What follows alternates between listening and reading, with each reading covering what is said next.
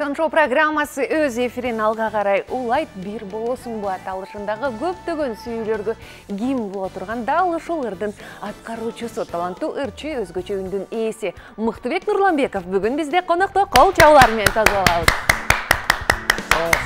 Саламатсызбы? Кечиңиздер менен. Кош келдиңиз. Көргөнүзгө кубанычтабыз. Сагындык сизди. Келиңиз төрдөн орун алыңыз. Кандайсыз? Жакшы, рахмат. Кудайга шүгүр. Өзүңүздөр кандайсыздар? Бизде бардыгы сонун, сизди көптөн бери көрө элек көрөрмандарыңыз сагынып калгандыр, андыктан амандашып жаңылыктарыңыз менен бөлүшсөңүз болот. Ассаламу алейкум, ардактуу музыка телеканалынын жалпы көрүүчүлөрү. Мен да сиздерди абдан сагындым. Сиздер мени сагындыңыздарбы билбейм, бирок мен сиздерди абдан сагындым.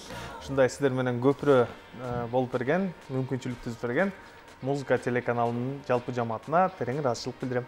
Чоң рахмат айталы. Анан алгач эле биринчи эле ошондо жадатма суроо болсо дагы негизги суроолордун бири качан жаңыр деген. Жаңыр буюрса жакынкы күндөрү жарык көрөт. Азыр бир эски ырды жаңыртып иштеп жаткан учурум азыркы учурда. Ал эми жаңы ыр болсо, жаңы ыр иштелип атат. Бирок так датасын айта албайм. Буюрса алдыңкы бир айдын ичинде жаңырга күбө болуп каласыздар. Ал эми ага чейин балким бир эски ырдын жаңыланган вариантын угушуңуздар мүмкүн. Ал кайсы ыр экенин азырынча айтпайсыз? Азырынча айтпайбыз, бирок буюрса ырдап берем сиздерге. Анда күтүңүздөр дейли. Анда бул мүнөттөрдө биз сизге арналган блиц суроолорубуз бар. Шартым болсо билесиз, жөп жөнөкөй бат-баттан жооп беришиңиз керек болот. Баштадыкпы? Анда алгач эле соңку ирет качан бооруңуз эзилгенче күлгөнсүз? 3 күн мурун. 3 күн мурун. Ойгонгондо эле дароо оюңузга эмне келет? Ойгонгондо эле дароо бет жууш керек деген ой келет. Жашооңузду музыкасыз элестете аласызбы? Элестете албайм. Эгерде музыкант болбогондо сиз ким болмоксуз? Журналист. Сизди шыктандырган 3 нерсе? Мени шыктандырган алдыдагы максаттарым жана ошондой эле менин ата-энем, жана ошондой эле мени уккан жалпы угармандар. Көп адамдар сиздин кандай сапаттарыңызды билишпейт. Менин көп адамдар менин тез чукул жиним келет экенин көбү биле беришпейт. Мени көбү мындай аябай жумшак, ак көңүл адам деп ойлошот. Бирок андай эмесмин дейсиз. Бирок менин жиним дагы чукул келген ушундай жагым бар да. Макул, кандай учурда тез жиниңиз келет? Эми майда чүйдө нерселерге. Негизи бирок аябай сабырдуумун. Бирок көбүнчө ушул майда чүйдө нерселерге бат жиним келип кетет. Чоң нерселерге сабырдуу болсо, майда нерселерге жиниңиз келет экенде. Ошондой жагым бар. Кийинки суроо мындай экен, жашооңузду эмне менен сыймыктанат элеңиз? Жашоомдо мен өзүмдүн ата-энем менен, өзүмдүн жакындарым менен, өзүмдүн чөйрөм менен, өзүмдүн кесибим менен, өзүмдүн кыргыз болгонум менен сыймыктанат элем. Эң сонун. Чечим кабыл алганда акылыңызга баш ийеспи же интуицияга? Ар кандай. Бирок көбүнчө мен интуицияга баш ийем. Жашооңузду өзгөрткөн окуя? Жашоомду өзгөрткөн окуя мен 11-класста ошол кесип тандоого келгенде мен консерваторияга тапшыруу оюмда жок жерден тапшырып калгам. Анан ошентип эң акыркы учурда ушул музыкант болууну чечтим. Мен ага чейин Манас университетинин журналистика факультетинде өткөн болчумун. Эгерде консерваторияга тапшырбаганда мен журналистиканы тандап, азыр ошол журналистика менен алектенип жүрмөк элем. Бирок мына ушул жашоомду өзгөрткөн ушундай окуя болду. Мен консерваторияга тапшырып, ушул жолду тандап алдым жана аябай кубанычтамын ушуну тандап алганыма. Биз да кубанычтабыз. Анан уккан эң жагымсыз комментарий же сын? Эң жагымсыз комментарий бул негизи жок сындар. Мисалы конструктивдүү сын болсо бизге дагы абдан жакшы, себеби ал бизге пайда алып келет. Бирок кээ бир сындар болот, жөн эле мисалы келбетиңе асылган сын болушу мүмкүн, же болбосо бир нерсеге негизделбеген сын болсо, бул бизге албетте жакпайт. Сиздин жашооңуздун саундтреги болсо кандай болмок? Бир болосуңбу? Бир болосуңбу? Досторуңуз кандай лакап ат менен аташат? Ар кандай. Мыктыбек, Мыкы. Менин жакындарым көбүнчөсү Мыкыш дешет. Көбүнчөсү Мыкы, Мики ушундай. Жашкен жашооңузда болгон эң ыңгайсыз абал? Соңку абалдардан эстесеңиз болот. Эң ыңгайсыз абал мисалы бирөөнү чайга чакырасың, ал менен чайлашып отуруп, сүйлөшүп отуруп, анан эң аягында сен төлөйүн деп атсаң эле, эсеп кылайын деп атсаң эле, ал сенден мурун төлөп койгон болсо, шыппылдап, э? Ушул аябай бир мындай ыңгайсыз абал да, мен оюмча. Сиз үчүн? Ооба, жакында эле ушундай бир абалга туш болдум да, ошон үчүн айтып атам. Мыктыбектин жүрөгүн ээлеген айым кайсы сапаттарга сөзсүз ээ болушу керек? Мен жасалмалыкту абдан жакшы көрө бербейм.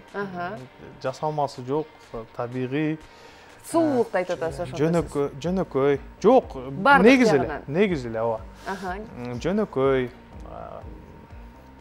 Эң негизгиси ушул сапаттар ыймандуу, жоопкерчиликтүү. Ушул сапаттар мен үчүн абдан маанилүү. Жакшы экен, өзүңүздү бир гана А тамгасы менен сүрөттөп өтсөңүз. А тамгасы? Ооба, Мыктыбек мырза кандай? Акылдуу. Бир. Билбейм, акылдуу деле эмес болчу. Бир канча сөздөрдүн айтыш керекпи? Акылдуу. 5 сөз менен. Акылдуу. Алдуу. Бол, жарайт. Ушундайды жаман ойго келбей калат экен. Армандуу. Ой, арманыңыз толтура окшойт, э? 3 болду. 3 болду.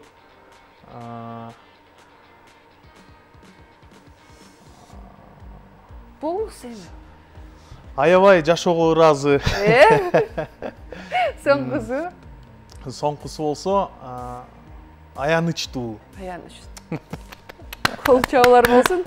Аябай жашоого ыраазы, аянычтуу, армандуу, акылдуу, Мыктыбек. Башка сөздөр ойма келбей койду. Негедир? Айтып коюшат го, мындай оозуңа кайсы бир сөз келсе, демек ошол жөнүндө көп ойлонот деп. Эмне арманыңыз бар, айтыңызчы. Эми билбейм. Неге аянычтуу? Балким акыркы уккан ырлардан же окуган китептерден ушундай бир эме келип атса керек да. Китеп деп калды, соңку китеп кайсы болду энди? Соңку китеп Орозо тууралуу китеп окудум. Кече эле окуп бүтүрдүм. Ошол. Анан сиз жогоруда айтканыңыз, жашооңдун саундтреги бир болосуңбу, болмок деп. Эмнеге деген суроо келди да? Мен бул ыр мага көп жакшылыктарды алып келди. Мени ушул ыр аркылуу көбүнчө адамдар мисалы таанышат. Бардыгы тааныйт деп айта албайм, бирок көбүнчөсү ушул ырым аркылуу таанышат. Анан мага өзүмө дагы абдан ушул ырым катуу жагат. Себеби башында мен сөзү жок бизге келген, мага келген бул ыр. Сөзү жок демо версиясы болуп келгенде эле биринчи аккордунан эле мен аябай жактырып, сүйүп калгам да ушул ырды. Анан Акбар байкеге сөзгө буйрутма берип, анан сөзүн жаздырып, анан аткаргам. Сөзүн жаздырган учурда мындай жашооңузга тиешеси бар беле? Жок, бул Акбар байкенин жашоосуна тиешеси бар. Ал бойдок кези болчу. Азыркы жеңебиз менен экөө үйлөнөйүн деп сүйлөшүп жүргөн мезгили болчу. Анан мен ошол мезгилде Акбар байкеге буйрутма берем.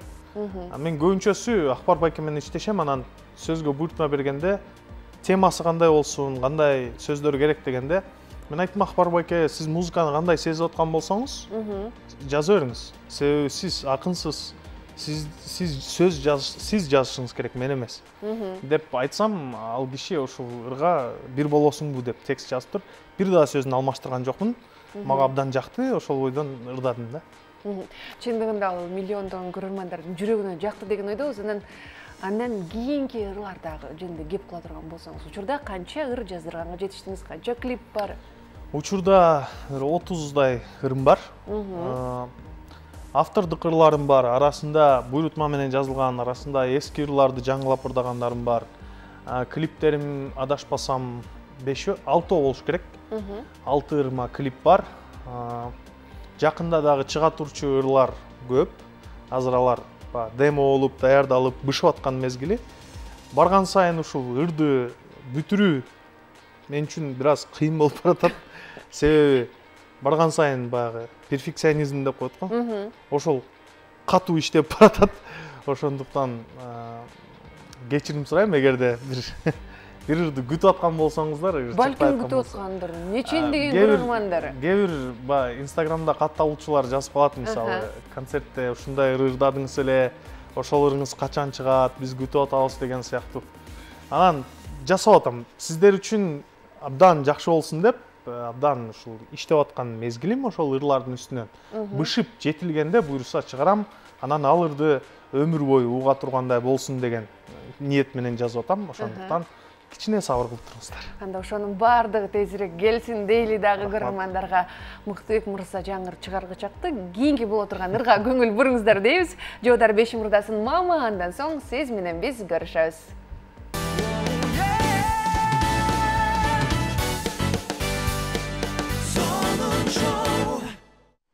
Сиздер сүйгөн Сон шоу программасы кайрадан сиздер менен. Эгерде сиз жаңы гана кошулган болсоңуз, бизде конокто таланттуу ырчы, өзгөчө үндүн ээси Мыктыбек Нурланбеков конокто. Кош келдиңиз дейин дагы бир ирет.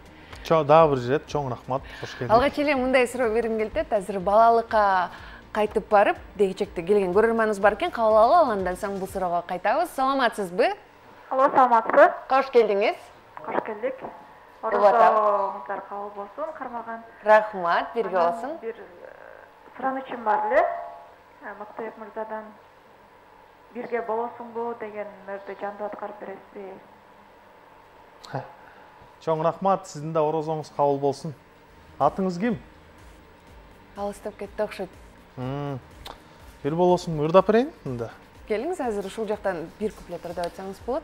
Жүрөгүмдү козгодум, күйүп от болдум, кантип таңдарды сенсиз тосконмун, бакытыма кошпоймун, жаны коштоймун, көрбөй калганда издеп жоктоймун, дайыма бир болосуңбу, кечте таңдарда, жанымдын жарымы сен, жарыгы сен, салбас арманга, дайыма бир болосуңбу, жомогумду саган арнайын, сүйүмдүн илеби сен, жүрөгү сен, жанган ардайым,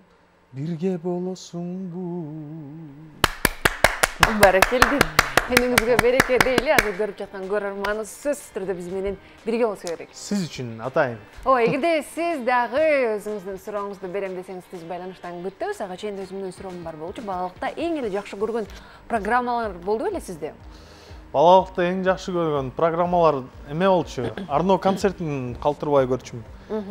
Баягы ырларды көргөн аябай жакчы, клиптерди көргөн аябай жакчы да. Анан ошондо алып барган алып баруучулар да аябай жакчы, ошол дагы деле эсимде. Анан башка программаларды жакшы эстей албай атам, бирок эң азыр биринчи эстегеним ошол Арно концерти болот. Анда азыр ушул мүнөттөрдө сиз менен биз балалыкта көргөн, бардыгыбыз эле билген десек болот экен, программалардын бардыгын эске салганга даярбыз. Негизи эле сизге кино болобу, мультфильм болобу, кандай жанр жагат? Кино көбүнчөсү. Кандай жанр жагат? Мага эме негизи мелодрама көп жагат. Бир болосуң бир деп аткан соң мелодрама.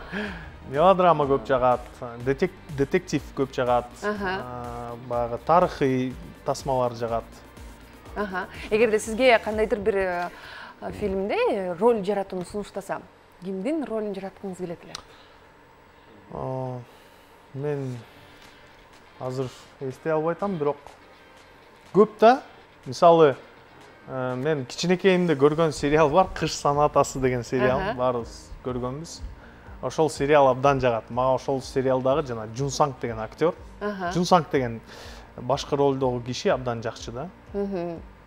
Анан бирок анын ролун ойногум келбейт. Ойногум келбейт. Күнүгө алмаштырат да, мындай бүгүн. Эми бирок анда ой келбептир негизи. Билбейм. Ойлонуп көрүңүз, Азыр сиз айтсаңыз ойлонуп атам да. Ойлонуп көрүңүз, эфир бүтөөрдүн алдында айтып кетесиз. Сүйлөштүк. Анда мындай кылабыз, оюнубуз бар, шарты болсо эң жөнөкөй. Кайсы бир сиз жана биз көргөн программалардын музыкасы жаңырат, А сіз бұл қайсы программа кейін тауышыңыз керек. Hareket kılayın. Оп-оңой. Баштадық анда бірінші программада өткен. Ералаш. Журнали Ералаш. Аха, кейінгісі. Бұл әме.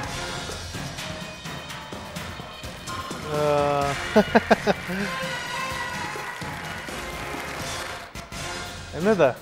Нелі?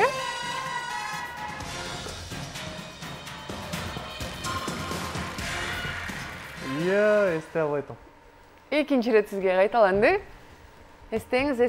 Келіңіз, мен онға чейін сынаймын. Ошы уақытта таппасаңыз, анда... Мен таппадым, айтыңыз. Таппа қалыңыз ба? Қызық болып кетті ма. Дағы бір рет қойып беріңіздерші? Дағы бір рет олып көріңізші?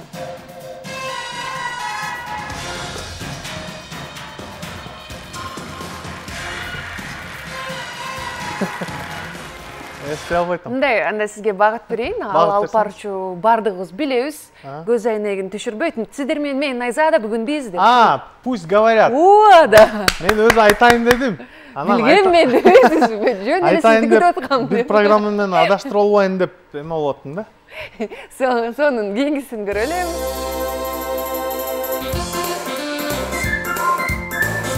Еме да? Ералаш? Дағы бір жол, Ералаш. Екінші рет Ералаш болды. Кейінгісі қандай екенің қалы? Бұл еме? Поле чудес. В поле чудес. Туп-тура. Кейінгісі?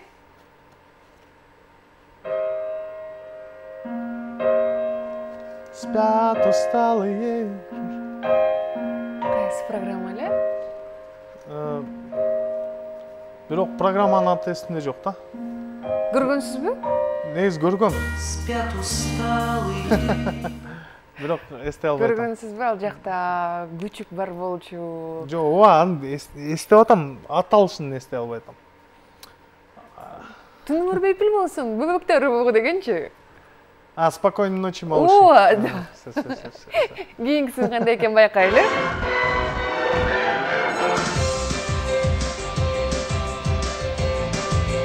Бұны білбейм. Жоқ. Бұны білбейм ма? Бірінші болатам. Бәлкім білесіз.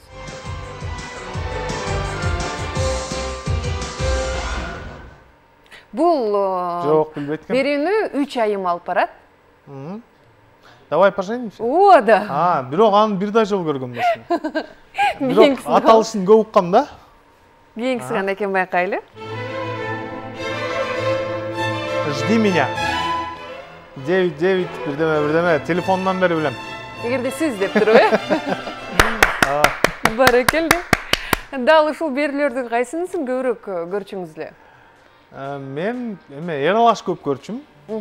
Калгандарын мындай, аз-аздан.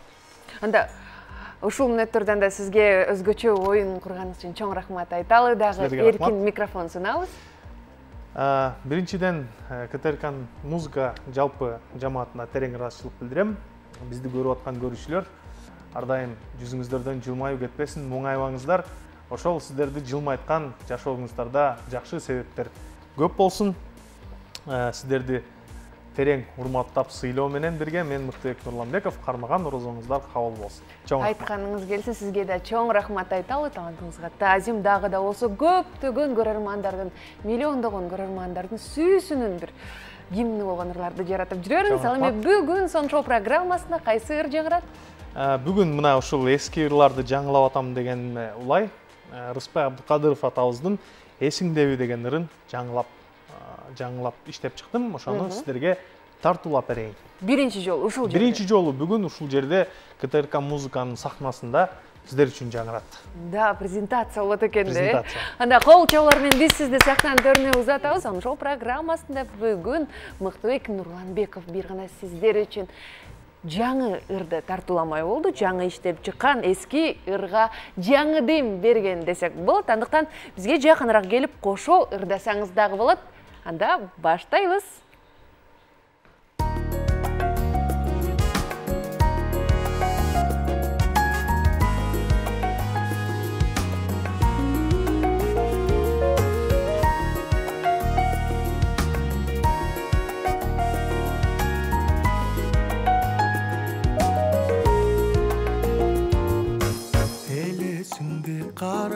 турсам сүрөттө эске түшөт көлдүн жеги гүл өскөн эсиңдеби кечиндеги сырдашуу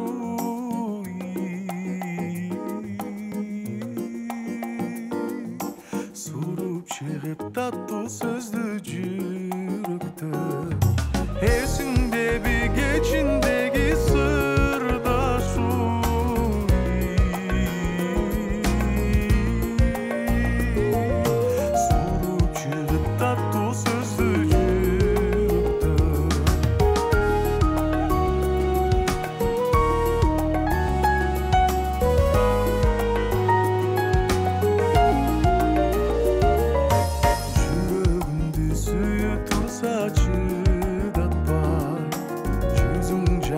балбылдаган чыракта сусаттырдың суктандырдың кайрадан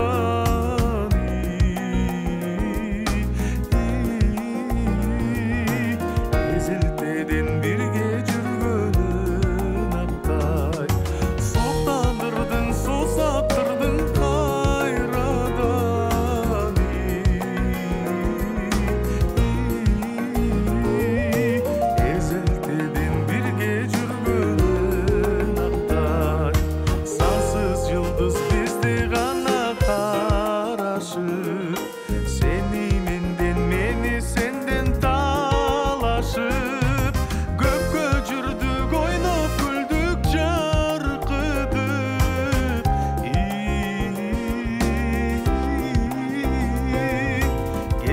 çekti appak bolup taң атып көпкө жүрдүк ойноп күлдүк жаркыдык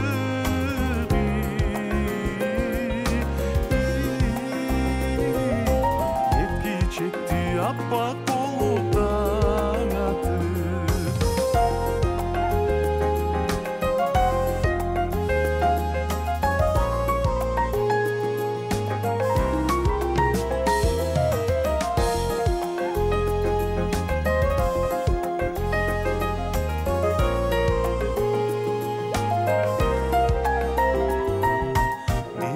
мезгил өткөн сайын арылап тетири карап буруласың арубак азап тартып арман көчөп жүрөмүн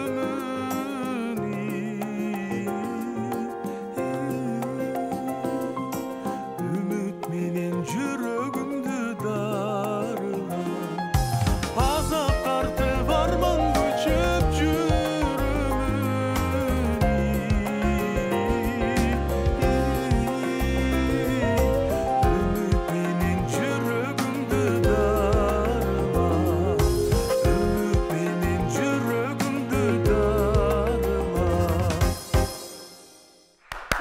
Баракелди, чындыгында эле эски ырга жаңы дем берген Мыктыбек Нурланбеков болду. Азыр угуп жатсаңыз жазды угуп аткандай эле өзгөчө ноталар менен гармония менен коштолгон мыкты чыгарма болуптур. Куттуктайбыз. Дагы да болсо биз сизди биздин студиядан күтөбүз.